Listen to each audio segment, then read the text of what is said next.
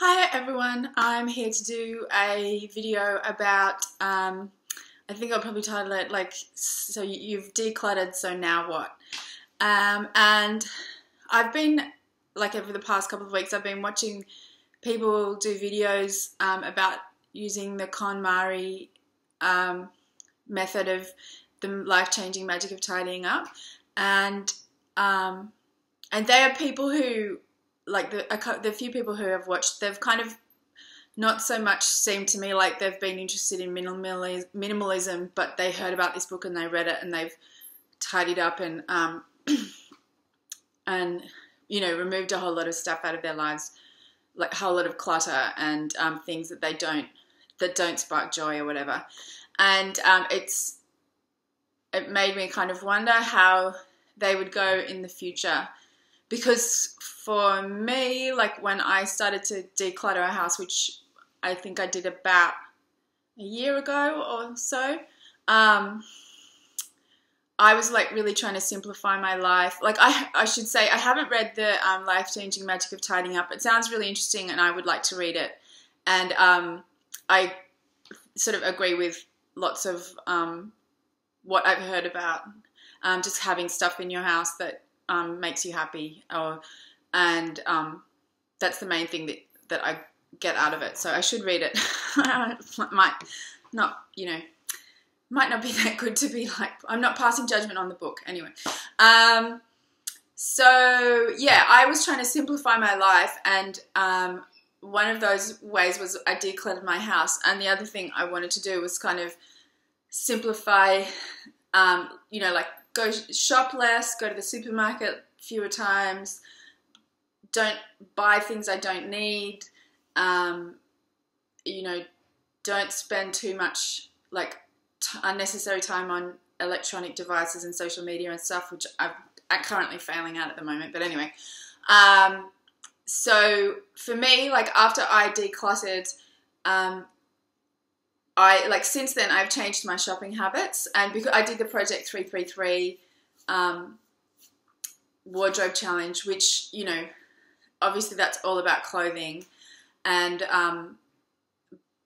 so like now when I buy clothing, it's because I've edited down my wardrobe so much, I can identify what pieces I actually need and will make a difference to my wardrobe, and if I need anything at all.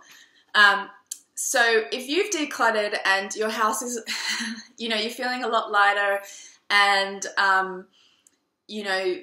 it's easy to find things in your wardrobe or in your kitchen cupboards or, all of that stuff, then there are a few things that, like for me, the biggest change, because in the past I had decluttered lots of times. Like I used to declutter like every few months. I would like get the urge. I don't know if other people are like this. I'd kind of get the urge. I'd feel like things in my house had kind of got to a point where it was too like there's too much stuff, and I would kind of go through my wardrobe, or I might go through a cupboard or something and kind of clear stuff out that I wasn't using. But I didn't stop shopping. Like I was quite a hardcore thrift store shopper. So like for a period of time I worked within like 5 or 10 minutes walking distance of like maybe 3 really, really good op shops. So I was like always op shopping, like every week, like even multiple times a week or whatever. So I was just like always accumulating. But since I decluttered and I read about minimalism and stuff, now I don't buy something unless I really need it. And I'll, like now that so one thing is, I can identify when I actually do need something, because I don't have so much stuff. It's like I've kind of reduced my wardrobe to like clothing that performs a certain function. Like, like I needed a pair of shoes that will keep my feet dry in winter, that I can wear to the playground, and that will go with all of my clothes. So I wasn't kind of browsing around, like, you know, shopping for the sake of shopping. I was shopping, and I've been looking for that pair of shoes for such a long time, but anyway, so I was able to kind of look for a pair of new shoes that performed a certain function, and that was the criteria that I judged things like shoes through, rather than just, do I like it, is it cute, you know, is it fashionable or whatever. So if once you've decluttered, you need to start shopping more intentionally. If you're still just shopping for the sake, I would say now I shop with intention, whereas before I used to shop because it's like I would get an urge to shop. Like, it's like I would want that, like, you know, I would get a kind of like little hit of endorphins. I don't know if that's actually what happened, but it would be like this kind of mini high to buy something, because it's like you're kind of achieving something in a way, which sounds weird, but it's like this little kind of, you know, you've won something, like, and you get excited about how great your life is going to be because you have this new thing. And so I would often shop because I would kind of crave that feeling of satisfaction of buying something, rather than actually looking for something that I needed. So I read it on a blog, I think it's Miss Minimalist, and she talked about wanting to want something. Like, I would look for something to want. So I would, like, I don't know, something would happen and it would make me think, like, oh, maybe I needed a classic black blazer or something, you know. And so then I would, like, start looking for black blazers, even though I didn't actually need one and it didn't suit my lifestyle and stuff. So, yeah, after you've decluttered, you need to start shopping with more intention, rather than to kind of satisfy the urge to acquire. And I mean, the other thing that happened for me is, because I had, like, decluttered so much stuff, I had kind of really come to grips with how much stuff I'd bought that I didn't use and how much money I had wasted. And I think from what I've seen of the KonMari method, that's what she tries to get you to do, by making you get all of your clothes and put them in a pile on the floor, so you kind of realize, this is all the clothing I have and it's way too much and I don't need it. And so you kind of have have a moment of being, like, totally overwhelmed by stuff. And so, yeah, after I decluttered, I was totally, like, I did get really, like, overwhelmed by how much stuff, because I just did so many, like, passes through my wardrobe of, like, actually I don't need this stuff, and then I would kind of look at stuff and go, I don't need that either, I don't need that, I don't need that. And I sold loads and loads of stuff on eBay, which can be such a pain. So I don't want to have more stuff to sell on eBay. And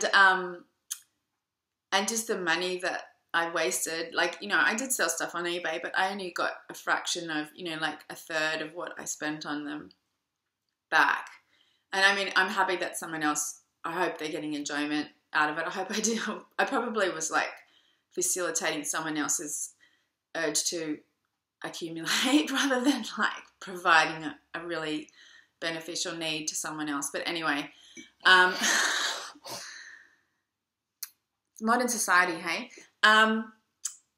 Yes, so hopefully if you've been through the decluttering process, you don't want to shop all the time, but if you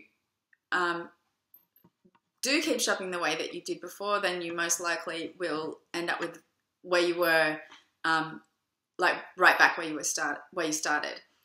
But having said that, even if you do declutter and you do shop more intentionally, or do kind of bring things into your house more intentionally, you still will end up, like, things just kind of accumulate in the home, and so you do still need to kind of stay on top of things. That's what I found. I was having tea.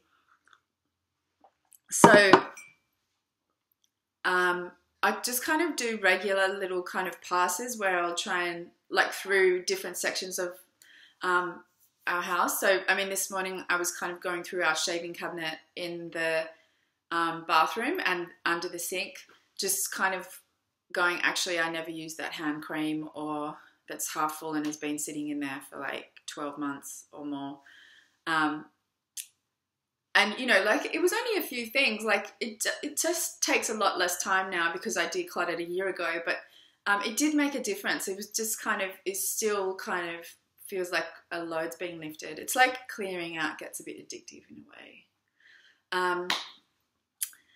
I've replaced one vice with another. And yeah, so, I mean, especially because I've got 2 kids, then they create mess, and people give them things, and they do drawings, and they, you know, yeah, all of that, all the kids stuff happens. And my husband, he's not like massively interested in decluttering. He's not opposed to it, thank goodness, but he's not particularly proactive in that sense.